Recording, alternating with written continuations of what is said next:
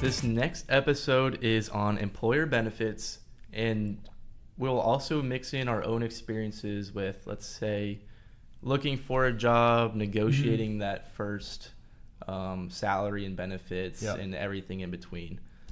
We've done it all. We've been at our first jobs for 3 to 4 years now. So we've and we've also seen some of our clients either change jobs, transition industries, and we see their whole list of client or employer benefits. And those could be either a one-page online PDF or 40 pages of paper that the company gives them. Right. So we've seen our deal and fair share of employer benefits, and so that's kind of what we're going to talk about rapid fire in this episode. So let's go through the list of what employer benefits could be. You want to start with the investments? Yeah, so the big one is the 401k or retirement plan, 403b. There's a lot of different retirement plans. A lot of them will offer matches, and so make sure that it's a good match and compare what those matches are, because it varies. Some are like 3%, and then the next 2%. So there's a lot of and then they get all the way up to like in the teens percentages, and so it really varies among employers, and even some will allow you to contribute to one kind of a defined contribution, they call it, which means basically you're putting in that money and you're the one who's taking the risk and doing the investments. There's also like defined benefit where you kind of put in some money, but then your employer takes the risk, and then you kind of get like a pension type deal at your retirement. So there's a few different ways that employers will do that. There's so many different, probably hundreds of different ways an employer can set up a benefit plan for their employee on investments. Investing too. Some employers will require you to stay like 3 years or some number of years to get all of that money that you put in, or that they put in, I should say. And so so look at that as well and see if you're vested immediately or if you've got that timetable. And if you're a person stuck on performance, then go up to that match, because that's a 100% increase in performance essentially. And so your employer will say, if you put in 4%, I'll put in an additional 4%. But if you don't put in that 4%, they may not put in their 4%, and so make sure you get that free money, because as you said, 100% return is great. I'm going to backtrack a little bit. We're talking about benefits, and obviously salary is probably the main benefit, but people get too stuck up on the main number. When job A might have a higher salary, but job B might have a whole list of other benefits that might they might equal out, or job B might be better, just depending on what you can get. So don't focus all your attention to the salary, although that's great. But we're going through that list of other things to think about. And I didn't really look it up before, but just kind of general research has shown that once you hit like a certain number salary, then anything over that doesn't necessarily add to your happiness. So I consider that too, like that you may not be that much happier even though you have more money. So that's something that not a lot of people think of, but but just consider that, like, work-life balance and how that works with your Okay. So we've talked about 401ks. If you don't know what that is, I'll put a definition up on the screen, but it's essentially a retirement plan from your employer. You can put money and investments in, and you can't take it out until you're 59 and a half, or as of 2025. That's the rules. That may or may not change. But that's essentially what it is in a quick version. An HSA plan? Health savings account. Okay. So that's if you have a certain type of health plan. It's called a high deductible health plan, and that's defined. But if you have a high deductible health plan, then you can open or contribute to, if your employer has one, an HSA, which is a health savings account. And so that's for medical expenses. So you get tax deductions up front, and then when you use that money, then it's tax-free. And so that's a great benefit for employees. And obviously there's different Phase out limits, contribution limits. We're not going to go too much into the weeds. There's also the FSA, which is a flexible spending account some employers offer, and that's different in some ways. And so an FSA, you have to spend a certain portion of that, before the end of some time period. Yeah. Whereas the HSA, you can carry on to future years. So there's a difference there. Yeah. Mm-hmm. Next big thing an employer might offer you is health, dental, and vision insurance. So those are pretty self-explanatory. I think you guys know what health insurance is. Yeah. They'll either reimburse you for it, or they might have a company plan for it, which is a great option, as healthcare can be pretty expensive these days. Yeah, and there's no cookie cutter way to look at a variety of health plans and pick one. Mm-hmm. But yeah, just kind of think about what deductibles you're willing to pay, how much your emergency fund is, if you can fund that deductible and that copay, and so forth. Yeah. So, and if you're going to like a PT 3 times a week, and that costs $40 to go that's something to think about. Yeah. Disability and life insurance, there's some employers that offer those.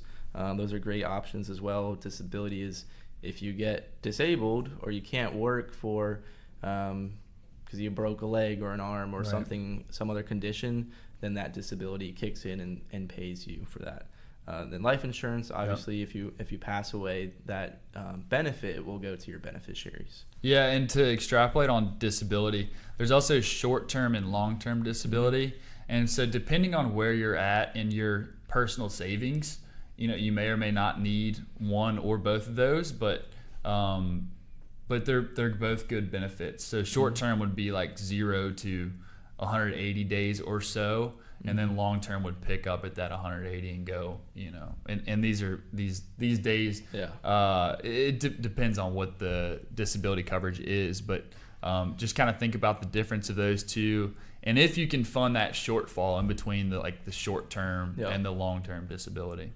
So very, very important benefits, and definitely something to look through. Next one, PTO. Yeah. How much do you get? How much can we use? How much can we use without feeling guilty? There's different company culture stories I've heard. Right. It's like people frown upon it. It's like, all right, even but that's in the benefits package. And come on. Yeah. They still expect you to do your work though. But that's I think one thing that could be negotiable, especially if you have several different offers. Like, hey, company A is offering me this much. Can you match that or make it better?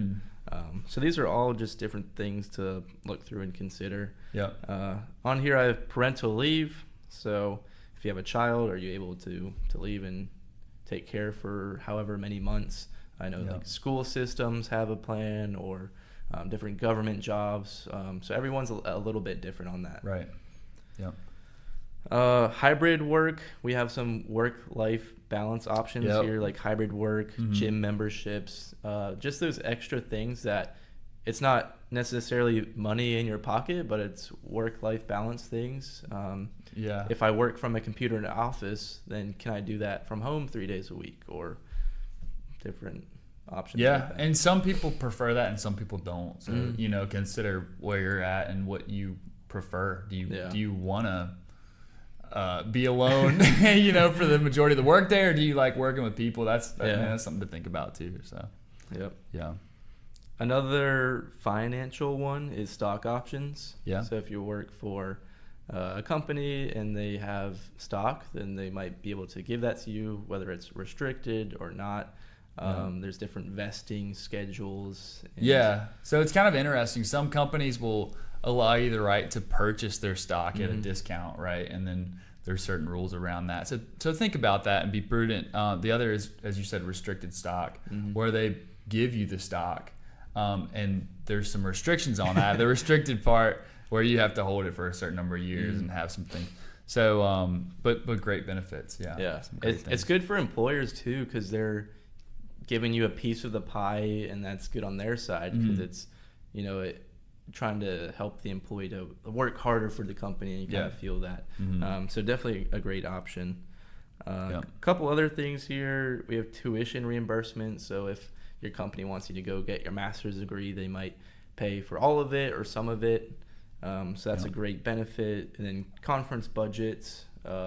Let's say you have a company that you need continuing education for, or there's conferences in your industry. It's like, well, hey, would you help pay for this? Right. Or so.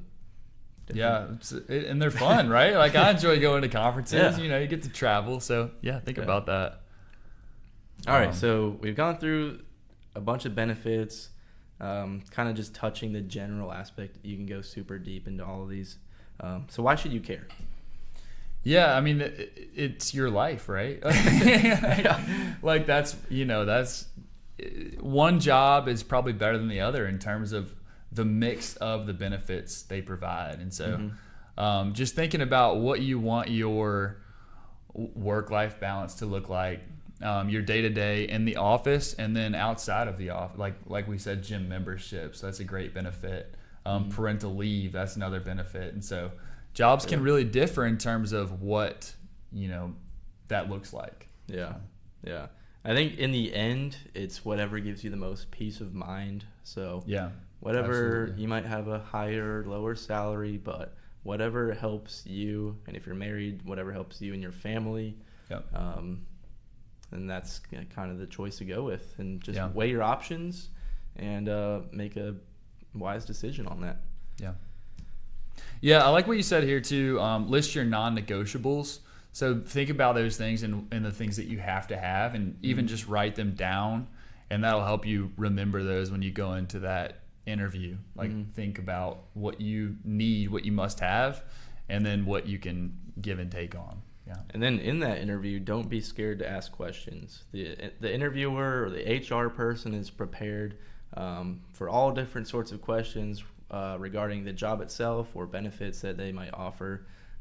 They may have leeway to negotiate. I mean, HR typically has a budget for these types of things, so don't be afraid to ask questions, and might help you leverage and negotiate a little bit. But yeah, absolutely. I think that's all we got for employer benefits. So hope you enjoyed this episode and took something away from it.